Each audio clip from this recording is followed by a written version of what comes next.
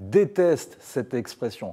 Pourtant, c'est bien ce qu'incarne Brigitte Macron aux yeux des Français. Et c'est ce que nous explique au Figaro ou à madamefigaro.fr, celle qui est précisément chargée de suivre les people et les femmes d'influence, Marion Galli-Ramuno. Brigitte Macron, elle incarne aujourd'hui cette femme qui assume totalement et sa féminité, et son bagage culturel, et son âge. Elle a pu apparaître comme un ovni au départ à l'Élysée, dû justement à cette différence d'âge avec Emmanuel Macron, mais elle a une extrême popularité, et c'est ce qu'on appelle en anglais une whip. Donc c'est une femme qui est justement à cette extrême féminité, et à la fois très intelligente et dans la fleur de l'âge. C'est aussi une femme bourgeoise, et à la fois décontractée. Elle tient vraiment à ça, c'est-à-dire que son âge, on ne voit pas vraiment l'âge qu'elle a à travers ce qu'elle est et ce qu'elle donne à voir, puisque voilà, dans le livre Madame la Présidente, on voit à la fois qu'elle écoute Beethoven et Maître Gims, qu'elle regarde aussi The Voice comme tout le monde le samedi soir avec son mari à la lanterne, et qu'elle porte des baskets Louis Vuitton dorées, comme on a tous pu le voir la semaine dernière. Alors, question, Brigitte Macron, Madame la Présidente, comme la surnomme, et comme c'est le titre du livre de nos deux consoeurs du Parisien, Ava Jamshidi et Nathalie Chuc, remplit-elle bien son rôle à l'Élysée? C'est la question qu'on pose ce matin sur Twitter, #FigaroLive, #les décrypteurs.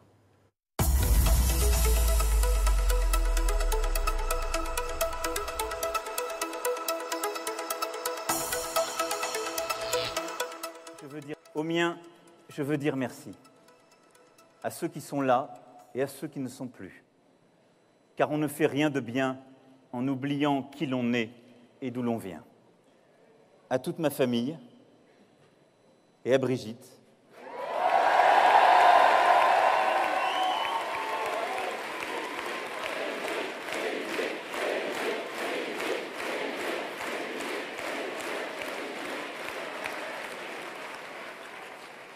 Toujours présente et encore davantage, sans laquelle je ne serais pas moi.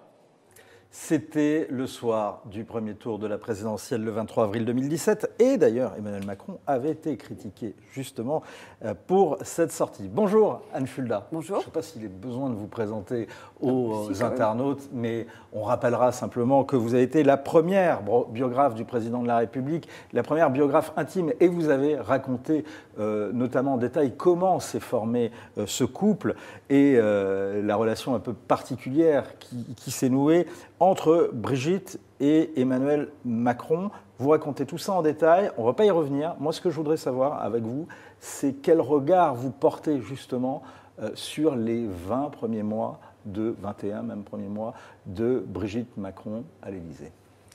Écoutez, je trouve qu'elle s'en sort pas mal.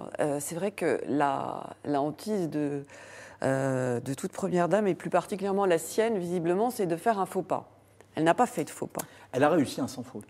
Alors, elle a réussi un sans faute, oui et non. C'est-à-dire que par rapport à l'image qu'elle avait de femme qui avait travaillé, qui avait eu sa vie avant, de professeur d'histoire, de femme transgressive, parce qu'on a tout le temps dit que c'était lui le transgressif. Mais elle... Professeur d'histoire ou de français ? Oui, pardon, de français. C'était elle la transgressive, la plus transgressive des deux, parce que avoir le courage de quitter une vie bourgeoise confortable pour un jeune garçon qu'il était à l'époque, ce n'est pas rien. Mais par rapport à cette image-là, comme première dame, elle est dans un rôle très traditionnel, en fait. Et un rôle très traditionnel, et je pourrais dire que c'est un peu la grande muette, Brigitte Macron. La muette du sérail. On ne l'entend jamais. C'est quelque chose d'assez frappant.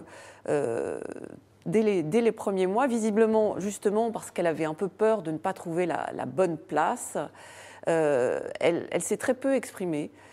Finalement, qu'est-ce qu'on a entendu ? On a entendu, et encore, ce n'était pas en direct, on l'a entendu lors de l'interview qu'elle a donnée au Elle, où elle a expliqué un petit peu la relation qu'elle avait avec Emmanuel Macron et comment elle concevait son rôle. On l'a entendu lorsqu'elle parlait du panda, on l'a entendu plus récemment parler, parce qu'elle était marraine du panda du zoo de Beauval. Voilà.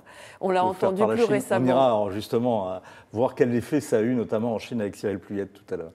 On l'a entendu plus récemment lors d'une interview à RTL où elle parlait du harcèlement des enfants aux côtés du chanteur Mika. Mais finalement, sinon, on l'entend très peu. Mais même dans des petites interviews comme ça, comme de temps en temps on peut avoir glané lorsqu'on suit des déplacements présidentiels, de temps en temps, dans le temps, on avait quelques propos de la Première Dame. Mais là, non.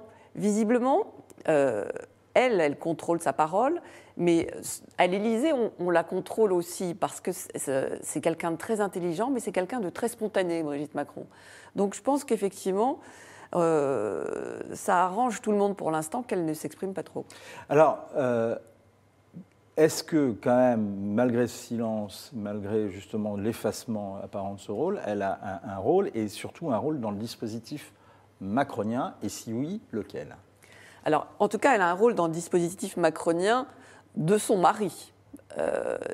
En ce qui concerne son rôle dans la machine élyséenne, ça, c'est autre chose. Parce que finalement, comme toutes les premières dames qui l'ont précédée, il y a une concurrence avec les conseillers du président de la République. Il y a une lutte d'influence autour du chef de l'État.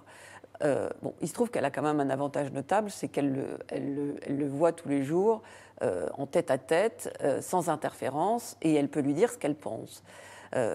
Néanmoins, son rôle de conseillère n'existe pas au sein de l'Élysée, n'est pas reconnu au sein de l'équipe présidentielle. C'est un rôle qu'elle s'est façonné, qui n'est pas reconnu officiellement, dont on imagine qu'il est assez important, peut-être quand même plus important que celui qu'ont pu avoir celles qui l'ont précédé. On dit que c'est elle, et peut-être la seule, qui ose dire ces 4 vérités au président. Elle est présentée notamment par Djamshidi Chouk comme le coach du président. Est-ce que c'est vraiment ça ? Oui, ce rôle, elle a ce rôle de coach, de conseillère, qui peut être encourageante et réconfortante et parfois très exigeante. Et celle qui dit ces 4 vérités au président, oui, qui lui dit, on lui a prêté une phrase à un moment, c'est dire maintenant on arrête les conneries. Oui, très probablement, parce qu'elle a un langage très direct. Elle était comme ça pendant la campagne présidentielle. Elle continue certainement à l'être. La grande différence par rapport à la campagne présidentielle, c'est de savoir si, certes, elle lui dit les choses, mais est-ce qu'elle est écoutée ? Ça, c'est juste la seule question qu'on peut se poser. Et la réponse, selon vous ? Et la réponse, à mon avis, sur certains sujets, elle a eu du mal, ne serait-ce que dans l'expression orale du président de la République, qui est quelque chose de très important, qui est à l'origine de beaucoup de ses déboires actuels. On a beaucoup dit qu'il a cette propension. Le pognon de dingue. Oui, il a cette propension. Il a deux écueils auxquels il se confronte sans arrêt. C'est soit il fait des discours beaucoup trop longs, ce qui était déjà le cas pendant la campagne, et trop sophistiqué, où il se fait presque plaisir à lui-même, un peu pédant, d'une certaine façon. Soit il a un langage très direct, qu'il veut transgressif ou pas, enfin en tout cas brutal parfois, et qui est mal perçu. Et sur ces deux écueils, l'expression orale, c'est son rayon, si je puis dire, de façon un peu familière. Elle l'a toujours un petit peu coaché sur ce côté-là. Et visiblement, il ne l'écoute pas. Ça n'a pas marché. En tout cas, là, il a compris avec ce qui s'est passé qu'il devait faire des efforts, mais il y a quelque chose toujours de plus fort que lui qui ressort, qui fait que les petites phrases continuent. Justement, sur ce qui vient de se passer, sur la crise des gilets jaunes, est-ce que ça l'a impacté et est-ce qu'on sait les conseils qu'elle a donnés à ce moment-là à Emmanuel Macron ? Écoutez, je ne connais pas leurs échanges, mais c'est évident que ça l'a plus qu'impacté, ça l'a sûrement affecté très profondément, parce qu'on a vu qu'il y a eu des attaques contre sa personne d'une violence incroyable, extrême, qui ont un peu rappelé ce qu'il y a eu dans le temps concernant Claude Pompidou. Donc, évidemment que ça l'a impacté, ça l'a sûrement effrayé même. Après, est-ce que son mari l'écoute plus depuis cette crise des Gilets jaunes ? Ça, c'est très difficile de le dire. 2 dernières questions, Anne. D'abord, on l'a vu, en tout cas, on a beaucoup raconté qu'elle s'était impliquée au moment de la mort de Johnny Hallyday, notamment appelant dans la nuit Laetitia Hallyday. On a vu sa présence à l'enterrement de Michel Legrand. On connaît son amitié avec Stéphane Bern. Est-ce que, puisqu'on parlait de son rôle, est-ce qu'elle a un rôle auprès des people ? Oui, qui n'est pas nouveau d'ailleurs. Et En fait, c'est pas la seule d'ailleurs à avoir eu ce rôle, mais avec elle, c'est peut-être de façon un petit peu plus exacerbée, parce que je pense qu'il y a il y a eu une espèce d'emballement. Vous racontez notamment dans votre biographie qu'il y a une fascination, qu'elle a une fascination pour ces people. Oui, en fait, c'est un monde qu'elle a découvert. C'est une prof qui vient d'Amiens, qui a probablement été un peu, effectivement, impressionnée par ces paillettes de pouvoir toucher le milieu parisien. Et elle, qui est quand même une intellectuelle, je pense qu'elle a été... oui, elle en a eu un peu plein les mirettes de ce milieu-là, de voir des stars pour de vrai. Elle a eu un petit côté midinette. Et surtout qu'à l'époque, il y avait cette fameuse Mimi Marchand, Michel Marchand, qui s'occupe de l'agence Bestimage, qui lui a ouvert le passage. Mimi Marchand, c'était quelqu'un qui a été notamment proche des paparazzi, et également de la presse People, et qui a eu un rôle dans la mise en scène du couple Macron. Oui, c'est ce que je racontais dans mon livre. C'est Xavier Niel qui lui avait présenté, parce qu'à l'époque, pour faire taire les rumeurs qu'il y avait sur leur couple et sur la sexualité d'Emmanuel Macron. Et à partir de ce moment-là... On apprend même que Mimi Marchand est peut-être à l'origine des rumeurs sur l'homosexualité d'Emmanuel Macron. Ça, j'en sais rien. Mais en tout cas, c'est quelqu'un qui est... Michel Marchand, elle a été proche d'autres présidents avant. Elle a été proche notamment de Nicolas Sarkozy. C'est quelqu'un de très, très malin, très roué. Et c'est vrai c'est elle qui a mis en scène toutes les couvertures qu'il y a eu dans les journaux People au début. Mais même avant les couvertures, ces petites photos, on les voyait dans les loges de spectacles auprès de Lynn Renault, etc. Ça a permis de le faire connaître. C'est une stratégie qui a été pensée. Ce sera ma dernière question, Anne. À l'origine de ce couple, il y a l'amour du théâtre. Quelle est la part de mise en scène dans le duo Emmanuel-Brigitte Marchand ? Les auteurs, d'ailleurs, Avad Jemshidi, Nathalie Chuck, ils affirment qu'Emmanuel Macron a tenu à mettre en avant Brigitte Macron, et en particulier leur différence d'âge, pour une chose, c'est pour qu'on parle de lui. Alors, oui et non. Alors, certains disent que c'était pour l'humaniser aussi, d'une certaine façon, puisque finalement, c'est quand même un enfant du système et une arc technocrate passé par la banque, et que cette histoire d'amour absolument singulière et exceptionnelle avec Brigitte, c'était une façon, effectivement, de donner une patte humaine. Et puis, il fallait expliquer au grand public le pourquoi de ce peuple singulier. Donc il l'a transformé, il a fait un parallèle entre sa conquête du pouvoir et la conquête de Brigitte Macron. C'est-à-dire que c'était, à l'époque, une manière de dire, vous voyez, j'ai réussi à conquérir son amour et à imposer mon couple malgré les obstacles, malgré les regards de travers que j'ai pu affronter, et de la même façon, je pourrais conquérir la France et la réformer. Il y a eu un parallèle qui a été exploité de cette sorte.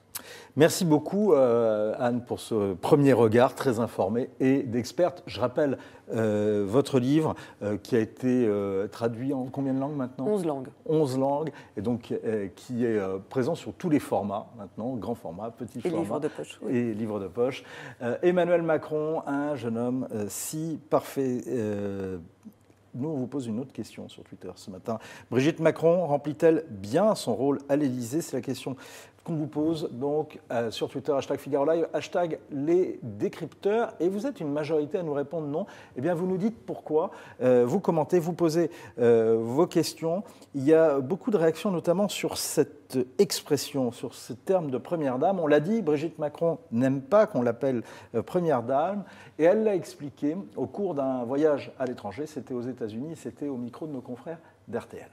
Dans ma tête, je suis l'épouse d'Emmanuel Macron, pas l'épouse du président. Je ne me sens pas du tout première dame. Alors je suis première dame, comme hier, quand vous êtes sur un podium et que vous avez les hymnes, etc. Donc vous avez cette responsabilité qui vous tombe dessus de représenter les Françaises et les Français. Sinon, je vis une vie normale. Je rencontre des gens, je ne me sens pas du tout, je n'ai pas changé, ni dans ma tête, ni dans ma manière de vivre. Bonjour Robert Schneider. Bonjour. Vous n'avez aucun problème avec l'expression première dame. C'est d'ailleurs le titre de votre livre qui est paru chez l'excellent éditeur Perrin. On salue son travail, en particulier celui de son directeur Benoît Hiver. C'est un portrait des 10 compagnes de présidents qui se sont succédés à l'Élysée. Au regard de celles qui l'ont précédée, est-ce que, selon vous, Brigitte Macron réussit mieux ? Réussit-elle ? Même question qu'à Anne, sans faute. Oui, je répondrai à peu près, excusez-moi, chef, je répondrai à peu près comme Anne, c'est-à-dire qu'elle fait effectivement un sans faute, mais elle ne prend aucun risque. Donc elle parle peu, elle se montre, on la voit, elle est présente, mais elle est discrète en même temps. Donc on peut dire qu'elle réussit dans ce rôle à l'ancienne de la Première Dame. Vous diriez que c'est sa discrétion, c'est ça la clé de sa réussite? Oui. Ou Oui, bien parce c'est le qu'elle fait d'avoir lu votre livre. Elle a demandé à le lire quand elle est devenue Première Dame. C'est vrai que c'est curieux parce que Macron qui incarne la nouveauté, hein, et elle incarne la Première Dame comme l'incarnaient les premières. Oui, elle vit assez à l'ancienne, quand même. Pas moderne. Au moment alors qu'on est dans l'époque MeToo et du Women Empowerment, elle a restauré vraiment une figure d'avant même le monde ancien, qui est celle de l'épouse muette dans le sillage, dans l'ombre, derrière son mari. Voilà. Et c'est pour ça, ces premières dames-là, les premières jusqu'à Madame Chirac, elles ont à peu près réussi dans leur rôle parce qu'elles avaient été éduquées pour ça. Elles ont été éduquées pour être épouses, pour être femmes d'intérieur, pour s'occuper des enfants, du ménage, s'occuper de la réussite sociale de leur mari en les accompagnant, mais elles n'ont jamais travaillé, elles n'ont pas... Alors qu'après, à partir de Cécilia Sarkozy, on a eu des femmes jeunes, plus jeunes, qui avaient, avant de devenir la femme du président, qui avaient été mariées, qui avaient été des enfants, qui étaient divorcées. Bernadette Chirac était quand même conseillère générale. Oui, elle avait un rôle politique. Elle a joué un rôle politique. C'est la seule qui a joué un vrai rôle politique. Elle a été conseillère générale et elle a aussi participé. Alors, Bernadette Chirac, c'est curieux parce que pendant le premier mandat de son mari, pendant une grande et partie Giscard d'Estaing, quand même conseillère municipale à Chanoine. Elle n'existait pas. Madame Chirac, elle disait « je ne suis personne, mon mari est mort ». Et quand on demandait Madame Chirac à l'Élysée, on avait sa fille. Donc elle n'existait pas. Et puis 2002, conversation avec Patrick de Carolis. Et petit à petit, pendant la campagne de 2002, elle est apparue pendant les législatives. Elle a animé des meetings. Elle est devenue une femme politique vraiment. Et elle a joué un rôle dans la réélection de son mari. Et elle avait écrit effectivement un livre de dialogue avec notre confrère Patrick de Carolis, qui avait contribué, donc en tout cas, au retour de Jacques Chirac et dans le cadre du dispositif de la campagne présidentielle de Jacques Chirac en 2002. C'est la seule qui a joué un vrai rôle. Je reviens à la réticence que Brigitte Macron a par rapport à l'expression Première Dame, et ça vous fait beaucoup réagir ce matin sur le chat du Figaro, sur Twitter. Vous continuez de vos réactions, on va y revenir dans un instant. Mais c'est assez curieux de l'entendre dire qu'elle ne se sent pas Première Dame, parce que au contraire, et c'est peut-être ça qui tranche, même avec Danielle Mitterrand, même avec... je vous signale que plusieurs d'entre elles... Elle semble incarner son rôle, justement. Oui, non, mais plusieurs des Premières Dames ont dit qu'elles n'aimaient pas le titre de Première Dame. Hein, c'est pas nouveau, elles l'ont presque toutes dit. Et c'est vrai qu'avant, je me souviens d'une confidence de Laurent Stefanini, qui était le chef du protocole sous François Hollande, ambassadeur, et qui disait que avant, on avait les épouses. Enfin, c'est pas Laurent Stefanini qui disait ça, mais on lui posait la question autour de Valérie Trierweiler et de François Hollande, qui n'était pas marié. Comment on fait? Qu'est-ce qu'il fait? Et comment vous l'appelez? Et à ce moment-là, Stefanini vous avez dit, mais on l'appelle Première Dame.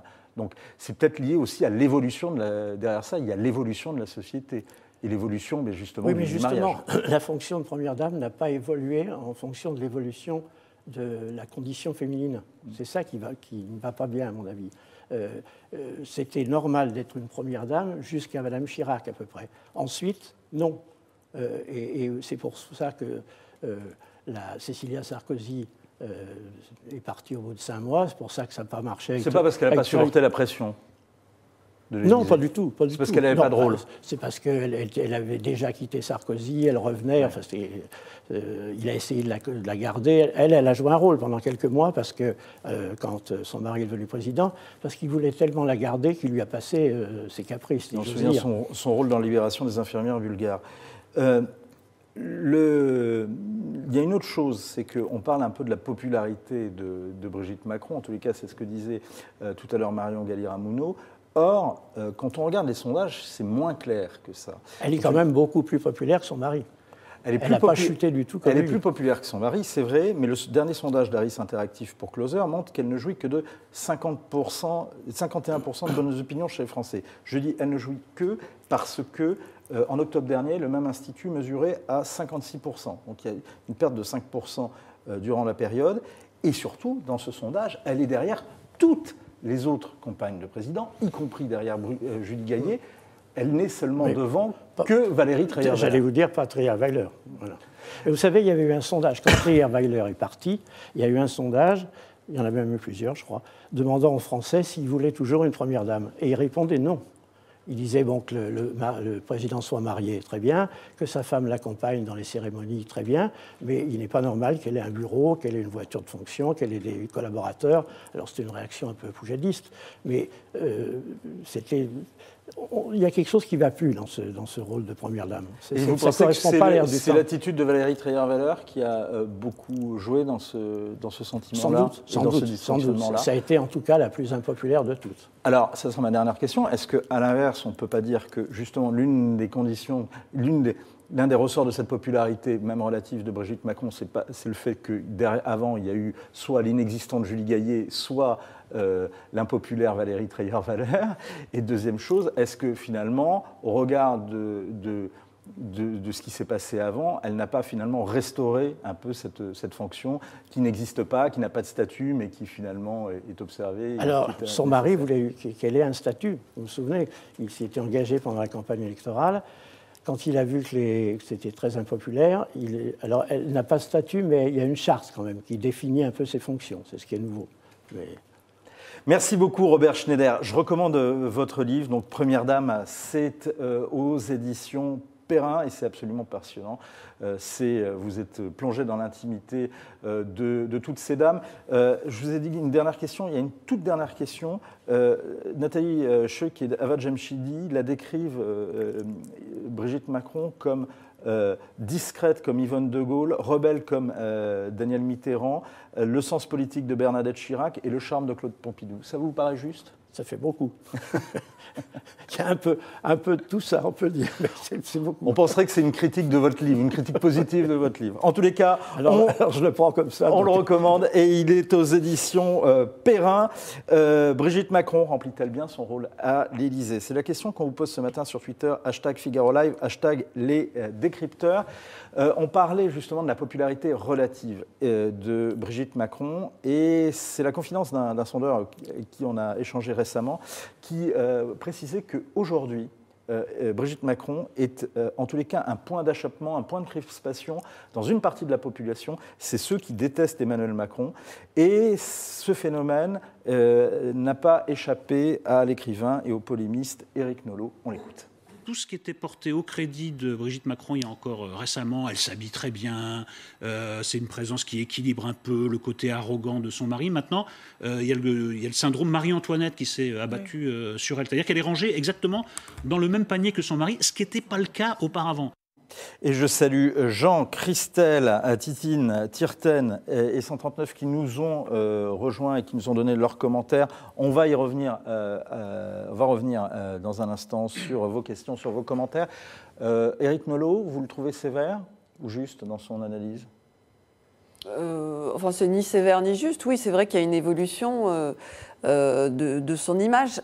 Si tant est qu'elle n'a pas été un peu exacerbée, c'est-à-dire qu'on a eu à son arrivée une espèce d'exaltation de la presse people sur Brigitte Macron à cause de cette histoire, à cause de ses tenues, de son look, etc. Sans parler du fond, c'est-à-dire que c'est vrai que ce n'est pas une potiche, mais finalement, une certaine presse l'a présentée uniquement comme ça, puisque justement, comme on ne l'entendait pas, on s'est juste attaché à son image, à ce qu'elle montrait d'elle. Et c'est là, je trouve elle devrait probablement faire parfois entendre sa voix un peu plus quand même. Vous parliez de Bernadette Chirac. Bernadette Chirac, elle avait quand même, avant son livre, elle n'a pas émergé juste au moment de l'écriture de son livre avec Patrick de Carolis. Elle avait l'opération Pièce Jaune. Elle était élue locale, donc on l'entendait de temps en temps. Elle s'exprimait. Elle pestait aussi. Parfois, de temps en temps, on entendait ses petits coups de gueule. On avait des échos. Elle existait. Pas uniquement dans l'image, elle existait. Bon, elle n'était pas adorée par tout le monde, mais... donc je pense que c'est à ça qu'il faut faire attention. C'est qu'effectivement, on a tellement vanté, c'était presque caricatural. On voyait dans les journaux et aussi sur Internet, puisque maintenant il y a beaucoup une partie de la presse people qui est sur Internet. On ne parlait que de ses tenues Vuitton, de sa robe corail, de son tailleur bleu ciel, etc. C'est vrai que c'est un peu caricatural aujourd'hui. Mais ça fait même si elle présente bien, c'est vrai. Oui, on parle d'elle, mais... on parle d'elle comme d'une potiche, en fait. C'est les paradoxes de la communication. Oui, puis c'est les paradoxes de la fonction, ce que vous disiez tout à l'heure avec Robert. C'est vrai qu'aujourd'hui, on peut se dire que finalement, est-ce qu'une femme doit se sacrifier pour son présidentiel mari ? Alors bon, elle était en fin de carrière prof, mais c'est vrai qu'elle a arrêté pour s'occuper de son mari. Et je pense qu'il y a un exemple que je trouve intéressant, c'est on ne connaît pas la femme d'Édouard Philippe. Jusqu'à assez récemment, il y avait toujours des reportages dans les pages People sur le couple que formait le Premier ministre avec sa femme. On avait vu avec Manuel Valls, Anne Gravois, enfin, on connaît à peu près toutes les femmes de Premier ministre. On ne connaît pas la femme d'Édouard Philippe. Est-ce que ça pose un problème ? Elle travaille, elle ne veut pas qu'on parle d'elle. Est-ce que ça pose un problème ? Non. Elle a le droit de vivre sa vie, et lui, il fait son travail, elle fait son travail. C'est plus moderne, ça. C'est plus difficile pour la femme du président, quand même. C'est plus difficile. Néanmoins, il y a une évolution, quand même. Il y a des pays européens où le conjoint, parce que c'est parfois la femme qui est vraiment la première dame, comme Angela Merkel et Joachim Merkel, où les conjoints n'apparaissent pas pratiquement, et c'est très bien comme ça. Notamment le cas en Allemagne. Alors moi je trouve, contrairement à ce que dit Nolo, je trouve que c'est étonnant, ce qu'on disait tout à l'heure, c'est étonnant qu'elle ait aussi peu baissé, parce que pour les gens, elle est totalement liée à son mari. Lui, il s'est effondré, et elle a relativement peu baissé, et elle baisse maintenant avec la crise des Gilets jaunes, parce qu'elle représente tout ce qui exècre les Gilets jaunes, bien entendu. Et tout cela, forcément, dans les sondages, s'exprime. Je vous propose d'y revenir dans un instant, mais puisque vous parliez des pays étrangers, je vous propose d'aller à Pékin, où vous retrouvez Cyril Pluyette, le correspondant du Figaro sur place. Bonjour ou bonsoir pour vous, Cyril, parce qu'il est tard bonsoir. À Pékin. Le couple, merci d'être avec nous, le couple présidentiel, lui, s'est rendu chez vous il y a un peu plus d'un an, c'était début janvier 2018, autour du 8-9 janvier 2018. Et là, surprise, les Chinois étaient fascinés par ce couple présidentiel et par la personnalité de Brigitte Macron. En fait, c'est surtout l'histoire entre Emmanuel Macron et Brigitte Macron qui a fait connaître ce couple aux Chinois, en fait. Ils ont été fascinés par cette histoire qu'ils ont jugée extrêmement romantique. Alors déjà, le mot du romantisme est accolé à la France, mais pour un Chinois, épouser une femme plus âgée, c'est une preuve d'amour extraordinaire. Dans un pays où une jeune femme qui approche des 30 ans et qui n'est pas mariée est souvent considérée comme vouée à rester célibataire et inquiète beaucoup ses parents. Donc ça c'est grâce à elle en fait que son mari a été un petit peu connu en Chine. Il n'est pas extrêmement connu, beaucoup de personnes le confondent encore avec Nicolas Sarkozy, mais elle a attiré de la notoriété sur ce couple grâce à cette histoire. Et puis c'est aussi son élégance qui a été saluée dans la presse officielle. Les journalistes ont apprécié le choix des tenues, une tenue rouge qui allait parfaitement avec la couleur de la terre, de l'armée des soldats enterrés, une tenue blanche qui s'accordait bien avec les rouges de la cité interdite, ça a été très relevé aussi. Et puis, elle est également connue pour être la marraine d'un bébé panda aux eaux de Beauval. Donc c'est vrai que c'était plutôt elle qui était mise en avant lors de ce voyage, qui remonte un petit peu, même si Emmanuel Macron a été beaucoup apprécié pour son charme, notamment par la gente féminine à l'époque. Merci beaucoup Cyril pour ce récit, pour ces précisions. Et effectivement, on précise que le rouge en Chine, c'est l'équivalent du blanc en France. C'est une des couleurs les plus chatoyantes. On se marie notamment en rouge, si je ne m'abuse. Merci Cyril pour ce récit, pour ces précisions. On va prendre vos questions. Juste une précision, c'est quand même... on a là peut-être également une clé à l'étranger. Elle peut être un atout pour Emmanuel Macron.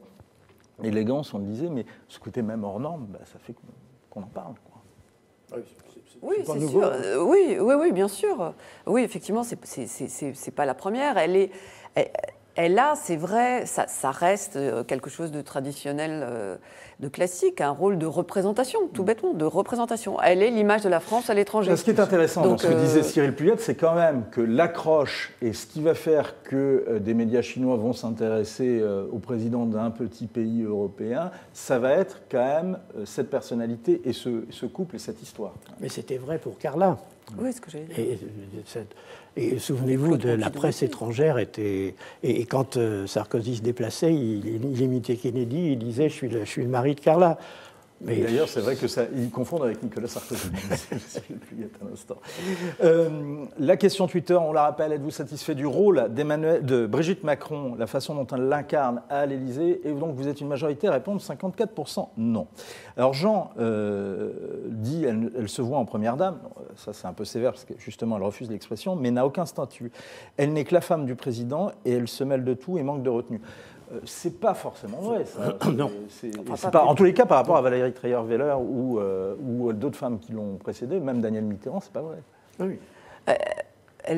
Elle donne probablement son avis. C'est évident qu'elle, étant donné la façon dont fonctionne leur couple, elle donne son avis. Néanmoins, on ne peut pas dire qu'elle intervienne dans la sphère publique sur ce qui ne la regarde pas. Même on voit, parce qu'elle mène... ce qui est intéressant, c'est l'Élysée publie son agenda a posteriori. Quand on voit ce qu'elle fait, elle visite énormément d'associations, elle va dans des hôpitaux, elle reste dans des fonctions très, très, très, très traditionnelles de ce qu'est, de ce que sont la fonction d'une femme de président. Mais on ne peut pas dire qu'elle ait fait de faux pas, parce que même dans ses activités, c'est-à-dire qui sont pas mal dirigées vers l'enfance, le handicap, le harcèlement, elle veille à ne pas marcher sur les plates-bandes des ministres. Donc on ne peut pas dire qu'elle outrepasse ses fonctions. Je trouve que la seule chose, c'est qu'elle a fait le choix, peut-être que ça va changer, de ne pas se consacrer à une seule cause en particulier ou de créer une fondation dédiée à une cause. Donc ce qui fait que son action n'est pas vraiment identifiée dans le grand public. Après, ça fait 1 an et demi qu'elle est élue, donc elle peut encore faire bouger les choses. Mais toutes les premières dames ont été critiquées, c'est extrêmement difficile. Ou elles ne font pas grand-chose, et on dit ce sont des potiches, ou elles font quelque chose, et on dit mais de quoi elles s'occupent, on ne l'a pas élue, donc c'est extrêmement difficile. Beaucoup d'internautes, à l'image de Christelle, nous font cette remarque. Pour rappel, Brigitte Macron n'a pas à avoir de rôle, puisque non élue et que nous sommes en France sous la Ve République, et nous ne sommes pas aux États-Unis. Et donc ça, c'est ce que notamment Emmanuel Macron a voulu corriger. Oui, c'est vrai, mais il ne faut pas oublier, c'est ce qui revient d'ailleurs de façon violente aujourd'hui dans les manifestations des Gilets jaunes, cette espèce d'aura monarchique qu'il y a autour de la fonction présidentielle en France. La famille présidentielle, c'est un peu notre famille royale à nous, l'air de rien. Donc c'est ça qui est un petit peu ambivalent et compliqué. Peut-être le contre-coup de la jupiterisation, si vous me permettez cette expression, d'Emmanuel Macron au début de son mandat, d'avoir voulu remettre de la verticalité, d'avoir voulu remettre de la monarchie, de la pompe monarchique en tous les cas, et de l'imaginaire monarchique dans sa fonction. Peut-être. Moi, je ne pense pas. Enfin, ça le concernait lui, mais pas elle. Quand on parlait tout à l'heure du rôle qu'elle avait auprès de lui, ce qui m'étonne, étant donné qu'il a commis quand même des erreurs assez visibles, hein, comme Jupiter, comme le langage relâché, tout ça. Alors, est-ce qu'elle l'a vu? Est-ce qu'elle lui a dit? Est-ce qu'elle lui a dit qu'il n'en a pas tenu compte? Ou est-ce qu'elle ne l'a pas vu? Ça, on aimerait savoir. Mais c'est étonnant qu'elle n'ait pas alerté. Moi, je pense qu'elle a senti les erreurs, elle les a vues. Alors, est-ce qu'elle a senti ce vent de colère qui montait en France, comme avait su le faire Bernadette Chirac quand montait le Front National à l'époque? Ça, je ne sais pas. Pardon, Anne, je vous coupe, mais ce qui est vrai, ce qu'on n'a pas dit depuis le début de cette émission, c'est que tous les matins, elle passe du temps à lire le courrier qu'elle reçoit, et il y a à peu près 300 lettres par jour qui arrivent.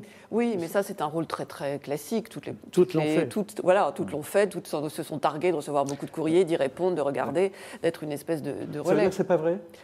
Non, je ne dis pas du tout que ce n'est pas vrai. Elle ne peut pas avoir ce pouls par l'intermédiaire du courrier qu'elle reçoit? Ah si, elle peut avoir le pouls à travers le courrier qu'elle reçoit, à travers aussi les rencontres qu'elle fait, et puis ne serait-ce que parce que les gens lui parlent plus facilement, plus spontanément. Ils se servent parfois d'elle pour faire passer des messages à son mari aussi. Donc évidemment qu'elle a un côté comme ça, elle peut avoir des retours du terrain, entre guillemets.